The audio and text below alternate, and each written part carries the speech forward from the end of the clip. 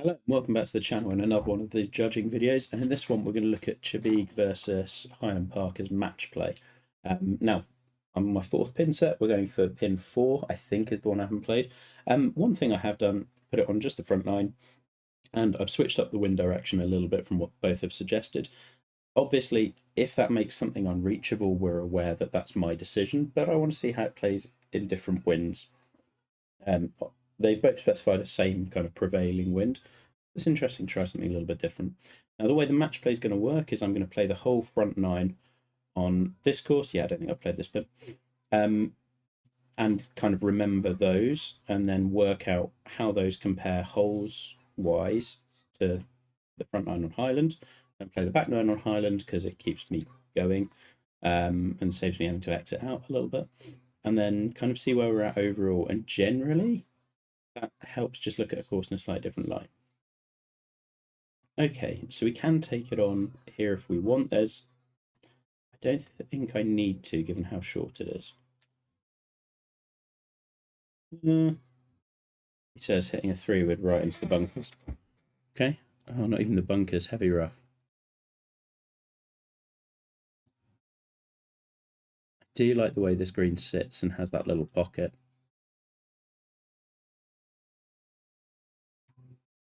I think memory serves, I feel like this one's going to be a half. I think both first holes do kind of the same thing really well.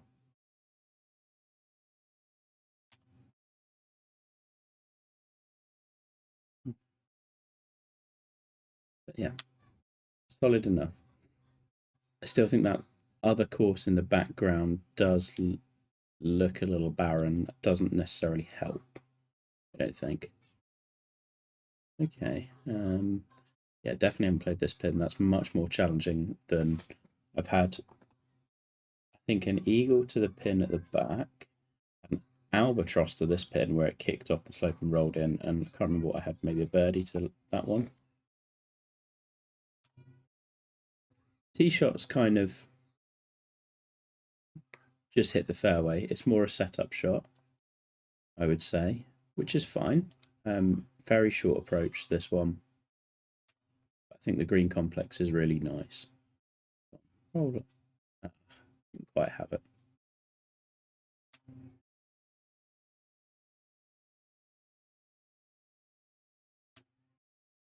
And what will be interesting is things like the second hole at Highland is a par 3. This one's a par 5.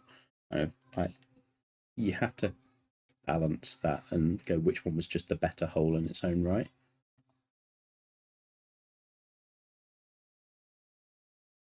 Of all the greens, this one's probably the most one-dimensional on this course. The pins bring different slopes slightly more into play. It's certainly not a weak green, but it's not quite at the level of the others, I would argue.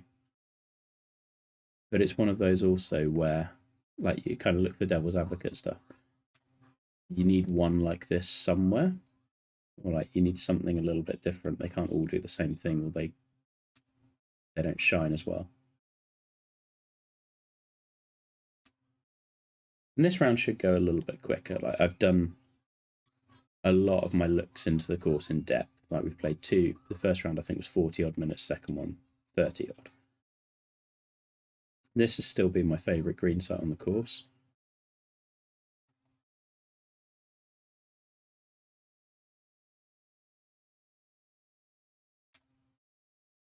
And try playing down here. A little bit of that side slope.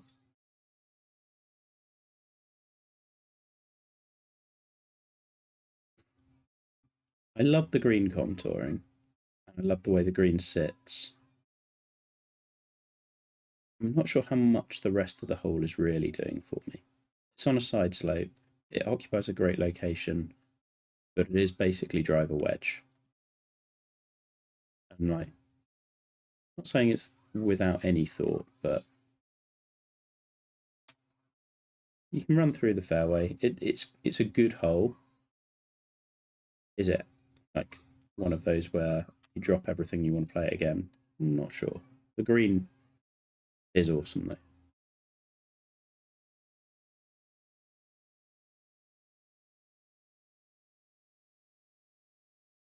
5 certainly very memorable and I think is really well designed. And this is the one pin where I might go for it.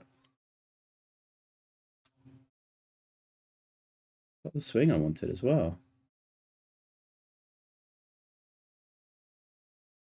This is the, like, we'll throw you a bone pin, you can get close with this one. I think the rest of them actually play more interestingly, because they're a bit more tucked. That one's the friendliest of them, even though it looks like it's perched right out on that cape. It's scary to play in real life. Oh, I'm overreading everything.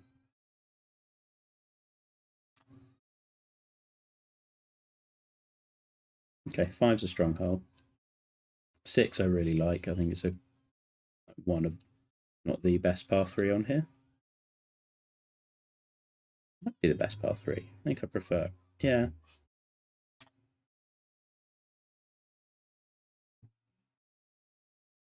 I think this is the strongest par 3. Awkward break. Definitely go more that way, isn't it?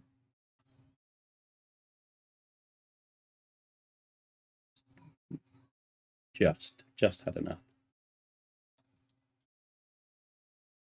This one's a little quirky. I remember thinking every time I've played it, it feels just a bit more squashed than the others.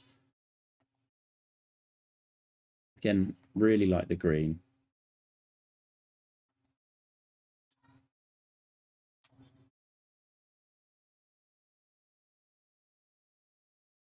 And it's another which does really incentivize the layup. Okay, cap wedge. Yeah, and with that elevation change, that's probably good. Needs to come in just a touch.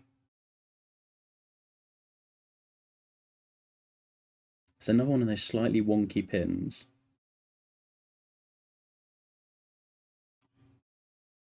Yeah, overread that and hit too hard.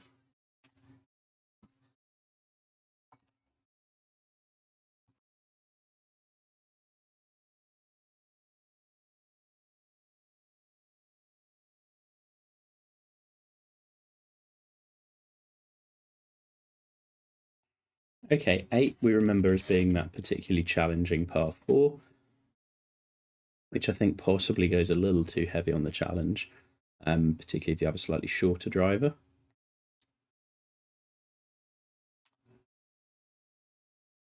Can't hear much better drive than that.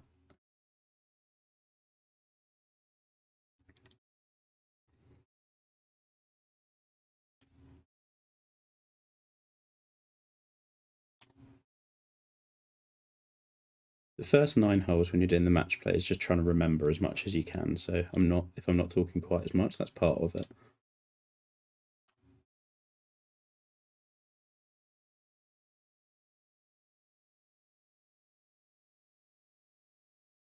It uses water in a slightly different way, kind of outside of the dog leg, which is always tricky to do.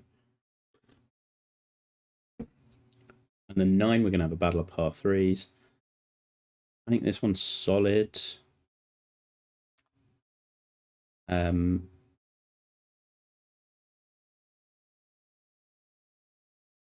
Yeah.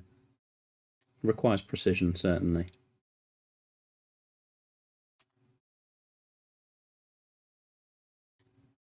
Okay, so that's our first 9 holes done, and I kind of remember most of them anyway, which is good. Right, so now what we're going to do is we leap over to Highland and we play exact same holes.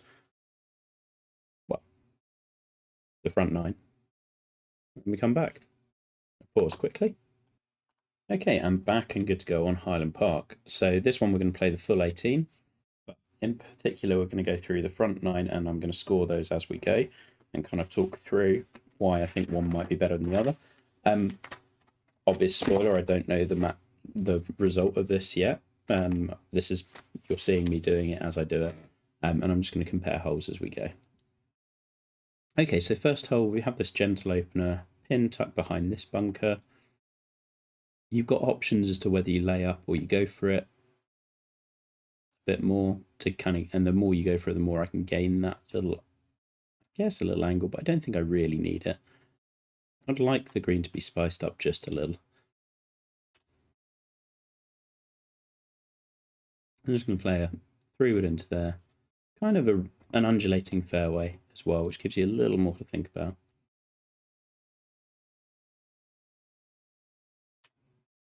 Oof. Now, it should... Oh, we've plugged as well. Should go without saying, but, like, there will be people that disagree with my takes on these, like, individual holes, much as they will be with courses. That's absolutely fine. It is literally just a tool in your judging arsenal to try to separate really good courses. Well, any courses, really. It's been one I've used a couple of times already. Nearly holed out. Okay, so in separating these two, I think the green, you'd go to Chabig has a better green. They both kind of occupy the same sort of land, same sort of strategy. I think I'm going to just give the nod to Chabig on this one, but it's close. And I think it's important to know that it's close as well, because I've had them where I've done this and you come back and go, yeah, it's ended up all square, but when one course won them, they were all by a mile, versus when the other course won them, it was just barely. Okay, so this par 3, I like, I don't love. I really liked the approach shot on Chabig. I think the green is probably, again, a little bit on the big side. I find Highland takes a couple of holes to really warm up for me. But big picture wise, this hole is definitely needed. So again, 2 is going to be Chabig taking that. So Chabig up 2. Yeah, there's some wonky beads on here as well, which I don't totally love. And you can see the ball physics, and it's kind of struggling to roll because there's been a lot of raise work done. Okay. The third I remember, I think a real strength of Highland is always that I do remember a lot of the holes really clearly. And this one, a long par 4, I still think it would be probably better off without this bunker, but I think the green is interesting. It asks a good question. So Chabig's is that dogleg par 4 around the mound, where I think the green is a little more one-dimensional. I think there's a little bit more going on here. So this one's going to go to Highland Park. I've played this in different conditions. It plays really interestingly. You can't miss in certain spots, case in point. So it kind of punishes you for being greedy. I probably would have liked that one to stay in fairway. It's the first time I've found that spot. But I mean, I played overly aggressive. Yeah, I think you could have had a little fairway collection area rather than chuck me all the way through to the rough. Especially if that's now going to roll all the way down as well. This gets a little penal.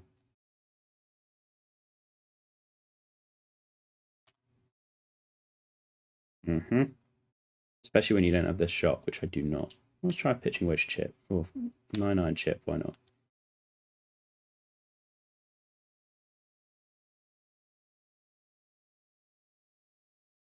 Mm. 8-iron chip. Hey. There we go. Yeah, that one's kind of more on me. I think the miss was punished perhaps a little bit severely. I still think it's a good golf hole.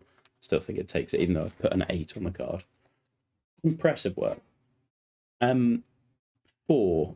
So 4 at Chabig had the great green site.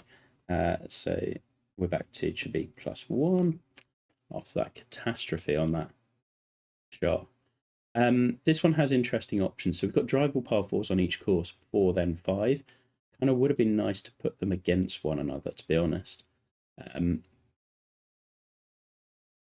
think if I did, yeah, it would have been challenged to put them together. Probably lean Chabig's, but not by much. Fort Chabig has that drive to the canted fairway, and then the green that I love, but I don't think there's quite as much in terms of options going on as this one.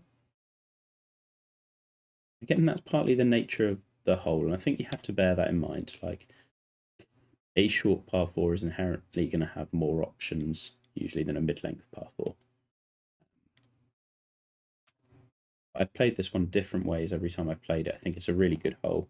So I think we go back to all square. And again, I am not saying necessarily that there are flaws to this exercise. You have to recognise that. 5 completely different holes. We have the drive ball par 4 on Chabig, and you have this one here that kind of works its way up into the hillside. Probably a less flashy style hole than a drive ball par 4. So you have, again, that's one of the flaws. You have to bear that in mind. I do really like the bunkering. I think it's a strong, long par 4.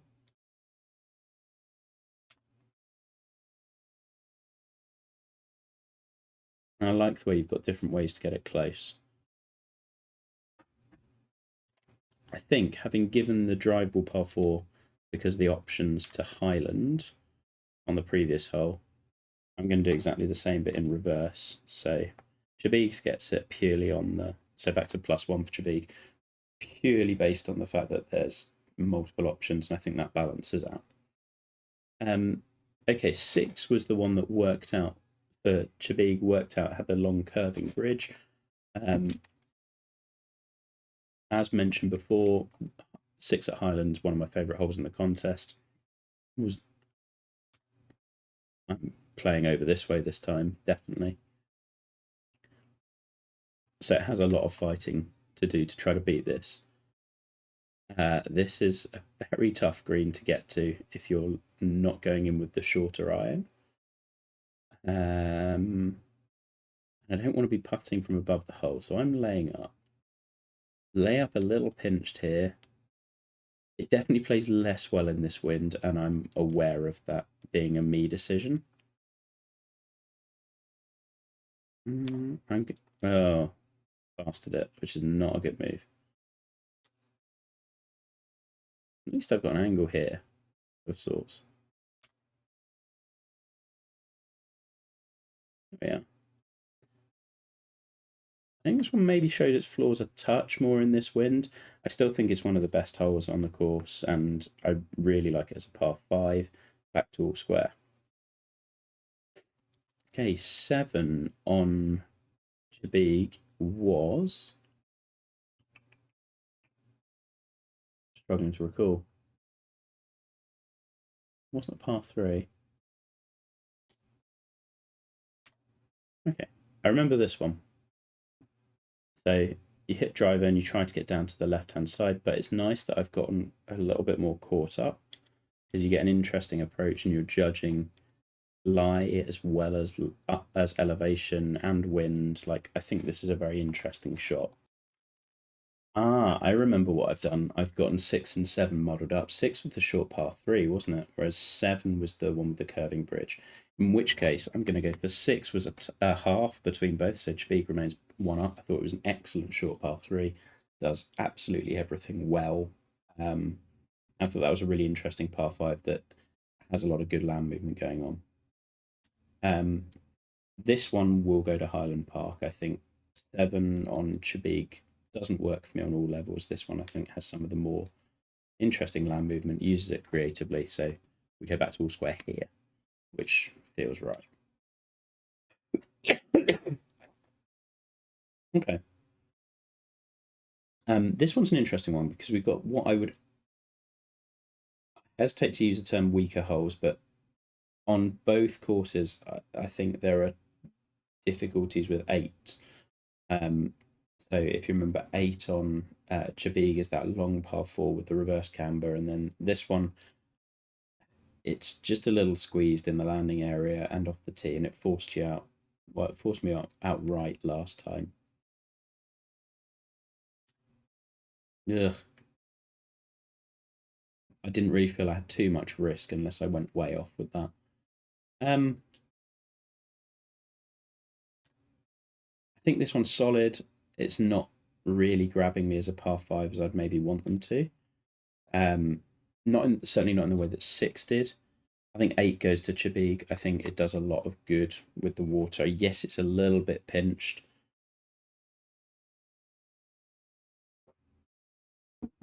But goes back to 1 up. 9 is a battle of par 3s, and I mean, this is the best par 3 on the course for me. Certainly one of two. I think it's one of the best in the contest. Chibig's was solid, but it doesn't work as well as this one does. 9 at Highland takes this one pretty comfortably for me. I think it's just a great golf hole. Which means we end the front 9 at all square. There we go, as kind of expected. 10 then, so we're into slightly uncharted territory. So I'm just going to make some notes. I don't want to forget anything. 10, we've got pond left. I will remember because I remember forgetting that before. Okay, tucked over the little false front. So we kind of want to hedge our bets to this side. This wind makes it really interesting because with the elevation, I can now challenge this bunker a little more. I don't like the tree overhanging. I don't want to feel like I'm ever going to hit that. Ugh. Not that we did. Yeah, fairway sculpting is just a bit rough in spots.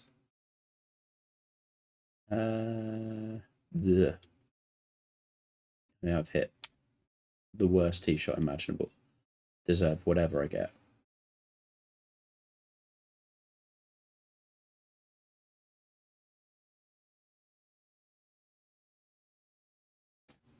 There have been a couple of occasions of like the beads you've got occasionally moving in the wrong direction. I still think that's like it's very much a 23 thing where you have to be really careful with them. Got very fearful of that part. Fall back to even though after carding an 8, which is pretty good. Obviously famous last words. Okay. And then 11's the blind tee shot. I remember this. I do think this green pot could use a little bit more and just tightness, especially as it's quite short.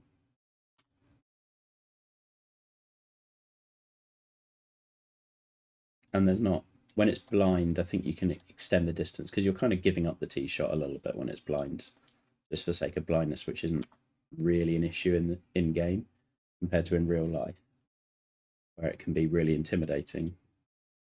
You're not likely to top a tee shot because it's blind in game. So like extending it out and making it a little bit longer generally works. Partly because you can't hazard it as much. Okay, 12's the par 3. I think it's a solid par 3. It's my least favourite on the course. Certainly, I do like the way the creek comes in. Yeah, I haven't changed my mind on anything about this one. The bunker in the back is still kind of throwing me off.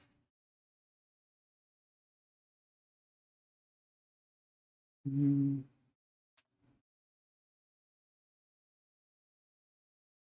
you've got bailouts on this green though, which I do appreciate. Like if you go directly at the pin, you're taking on a lot of danger. If you play just to the right of it, you're generally okay. Although we took on the risk of that little fall off, wasn't ideal.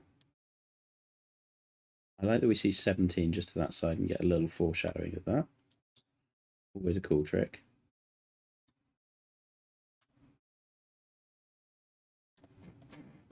Okay, that's 12. 13, love the green site. I think benched in here. The bunkering's really cool. The tee shot is just kind of asking you to deal with bunkers and outside dogleg, and because it's a long par 4, you have to take driver really. So the tee shot's friendly because really it's just a setup shot on a long. Okay, and we end up that approach shot that it sets up. I'm not sure I love the mound here. I might be repeating myself. Just had a crash, of course. But I do love the bunker layering in front of the green. I think looks really good. There are bits I don't like. I don't understand the grass in the light rough. It would have been better without it. But I think the green shape's really cool. There's a good amount of contour for the length of shots. This is one of the big greens that I think does work really nicely. Just think this one might be intruding a little much, and there's some awkwardness in the sculpting, like this little spot here. But it's a really good hole. Certainly a really good approach shot. Got a little aggressive, but light rough, so it's fine. I think this pin might be a touch over defended in that it rolls away a little bit, but the green speeds are very, very slow. But yeah, on a back shelf, I might not make it run away. But that's very much in the nitpicking mode, like little things. Okay, but certainly a strong hole. 14, sorry. Yep. So definitely memorable. Again, as kind of discussed on the last video of this course, I think it's a really good hole, whether you like it or not. We're going to lay way back and see what we can do. So I kind of want to hit to this area. Even then, I have to hit a bit of a fade. That's where I'd like that tree line taken in just a little. Like, I think to find a flat spot on the fairway, even on a short hole, I would like to not have to work a fade a touch. But it would be nice if I don't really mind it that much, because you've still got a 9 iron in, and it's definitely a doable shot. Okay.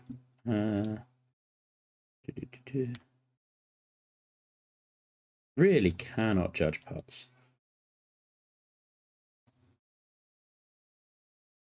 Okay, so just written down dogleg. 15, I think, is a very strong hole. All the pins I've played have been really interesting on this one. Frames beautifully. It's got a great view over the rest of the course. Kind of with 9, it's one of the best par 3s in the contest, I think. I really like the bunkering short of it. I can't remember Chibik's 15th off the top of my head. It might be, it's not the par 5. Par 5 is 16. Okay, so we've got a battle of par 5 16ths. I think this is, for me, probably the weakest hole on the course. Just hasn't quite hit the mark for me. Interested to see how it plays in this wind. It's definitely going to be a 3-shotter. And you can't really hit down to this choke point. I understand the bunkers being here to protect against this tee, I guess. It feels a little like a forced layup if you can't reach. Well, we could go driver. No, see how we go. That's about as good as I can hit that. Yeah, I guess it is reachable. And it does bring that out of bounds into play. Like, I'm not saying it's a bad hole, I just don't think it's as good as the rest of them on this course, because the rest of them are really strong. And it's got the blinding light behind it as well. Hey, we're back under par. So, one sec, long 3. I've got my notes for the last few holes. This one, the Hog's Back with the water right. I think it's an interesting tee shot, particularly downwind, actually, because that can really exaggerate the distance. And this coming in a little bit more at the diagonal. Like, if you get the line wrong with driver, could be a real challenge. Good mix of wind and pin for this one, actually. Yeah, that's, I think, good. Oh, got a really hard kick. You have to be cautious with that tee shot. I can see how people will get rough bounces on that and find that frustrating. But you've got recovery options. Even to a very elevated green, he's done a great job of making that kind of part flat and accessible to a running shot while still having a little bit of a false front, which I like a lot. Okay.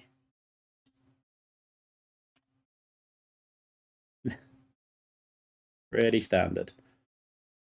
But I also like on that green's got real character on the left-hand side of it. Like it works well. And then this one, I think, it's just the left-hand side that is a big issue for me. Oh, we bailed way right. That was not intended.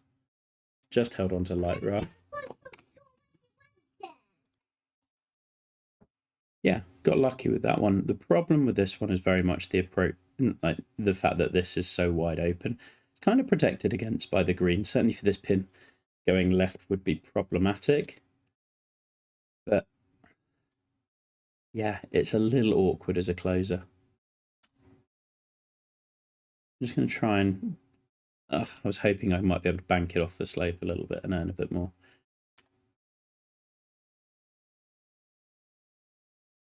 Again, there's lots of the hole that I like. Yeah, it's just a big issue of playing left. Okay, so that's our round at Highland. What we're going to do is I'm going to pause quickly, load up the back nine. Okay, so finally back to the back nine at Chibig, and now we can really compare these holes and dig into these.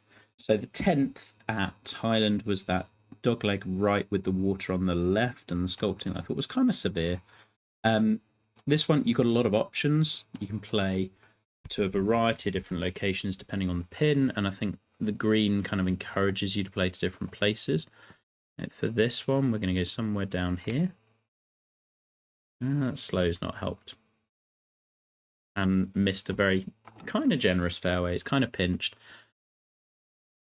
I think both short fours prompt decisions and prompt interesting ways to play them. I think this one just takes it for me kind of based on the green side. I really like where the green is, how it's contoured. I think it offers a slightly different challenge, but I think the Cape green is really cool and works really nicely. I like where this is laid out.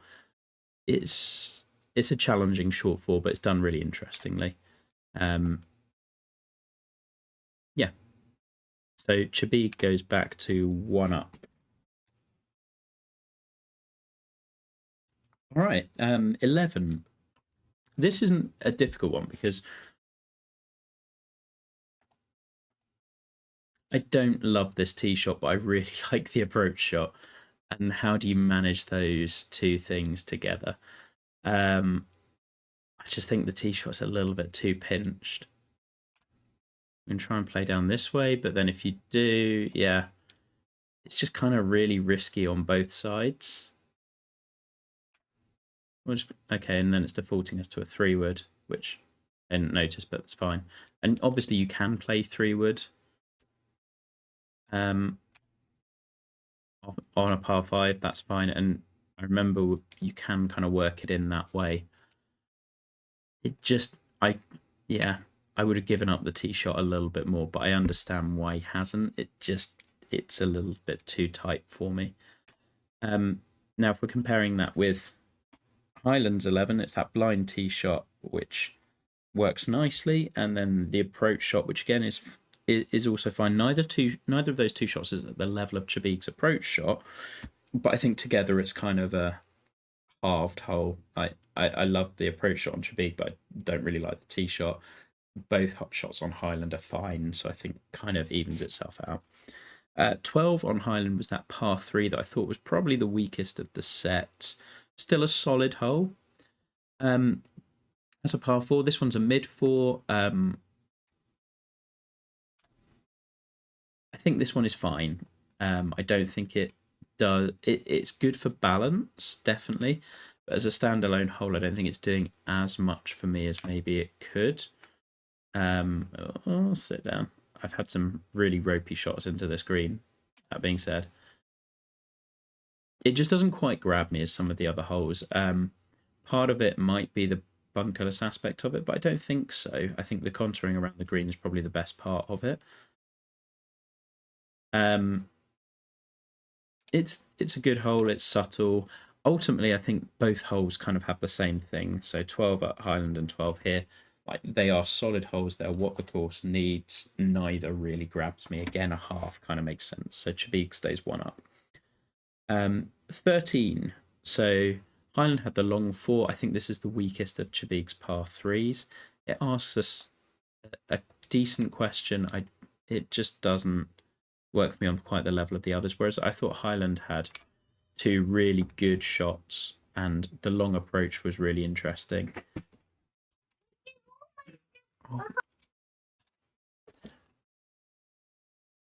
Again, yeah, both of the holes are what the course needs overall, and you wouldn't necessarily lose them from that perspective.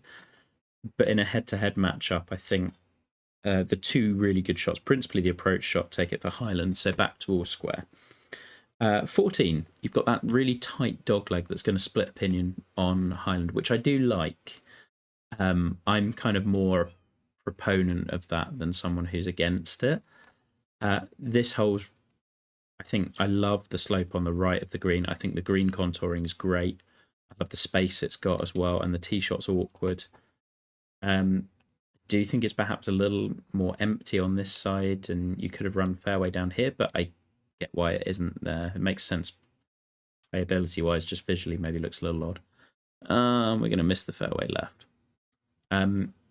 It's a really good strategic hole, and I like that, yeah, you could lay up and definitely make birdie quite easily, but it just tempts you to take that drive on, which is kind of what this course does really well all over the place.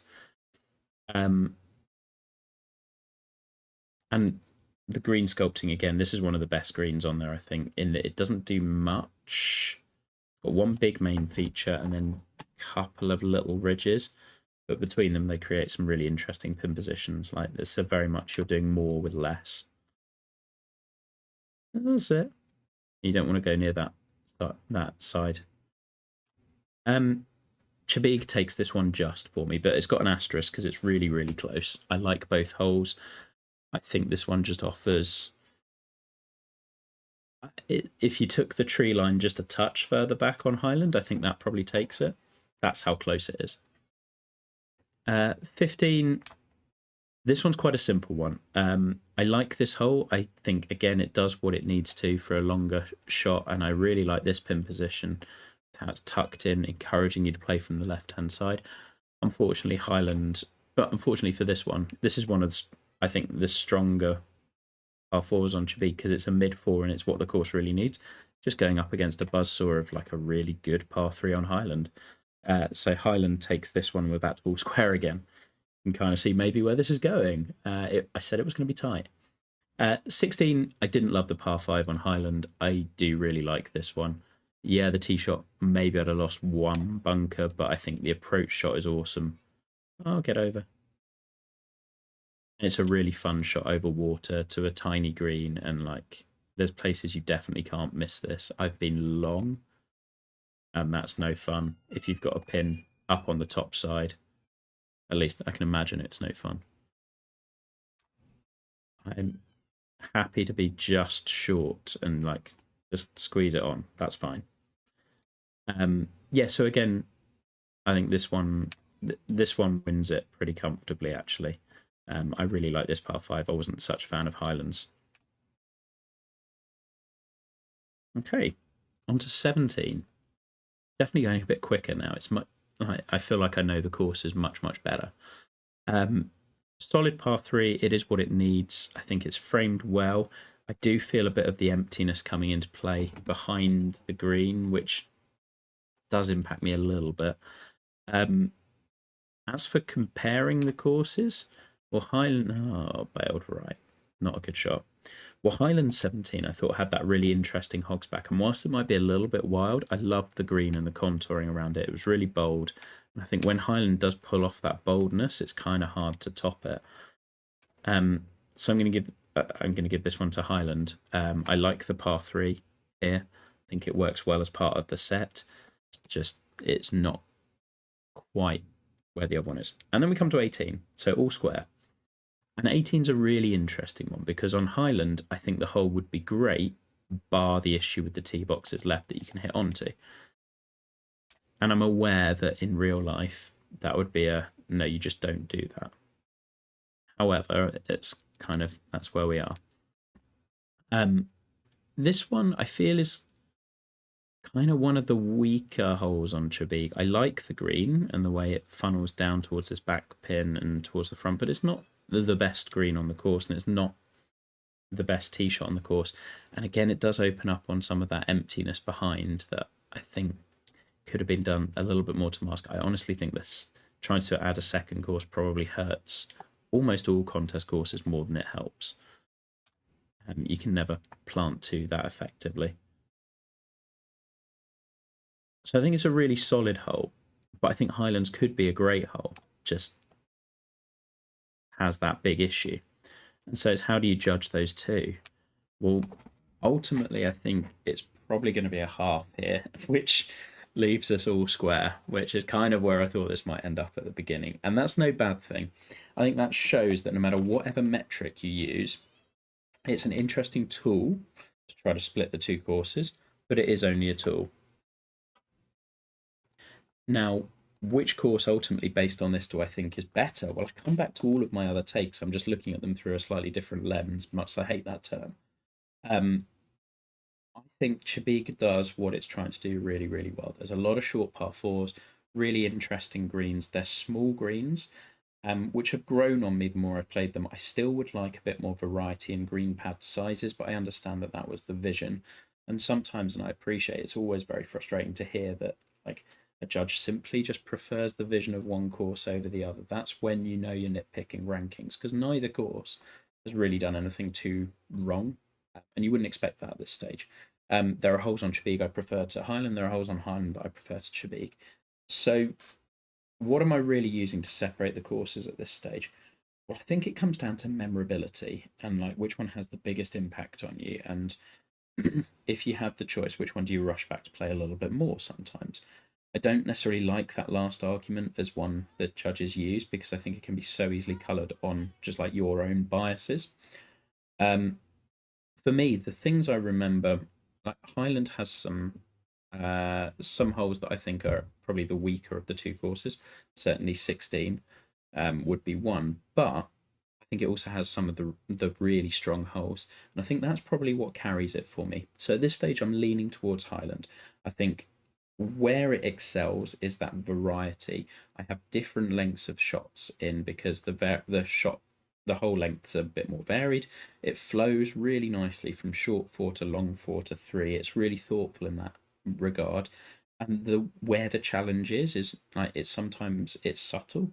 Like the first hole, for example, sometimes it's way more extreme, like holes 6 and 7. And I think those are ones that really just carry it and edge it above a little bit for me. I think I have environments about the same. I think both courses executed their vision exceptionally well. And these are two courses that if they'd met in the final, it would have been a really, really good final. As it is, they're hitting in the quarterfinals and it's just tough. And it's really, really close. So that's where I'm leaning at the moment. And I think it's important to stress that that's not my final decision. So what happens now is I go back to the group and we each put in our votes. And if it's close, and like that's where we debate a little bit more. And I think if you are looking to judge, understanding that debate process is really important. You do not have all of the answers. Even as someone as experienced as me, my first decision is not always the final one. Particularly, yeah, particularly if you're new, you have to be able to listen to more experienced judges and understand why they think different things. And even now, I will still go into course matchups. And if an experienced judge has an alternative opinion and leans the other way, particularly if they do so strongly, I'll go back and revisit that and try to understand why are they coming at it from that angle? Why are they thinking this? And replay those courses. So at the moment, I am leaning Highland. It's close, but I'm comfortable that I think that is, for me, marginally the better course based on that variety, based on the kind of the whole strategies and its extremeness.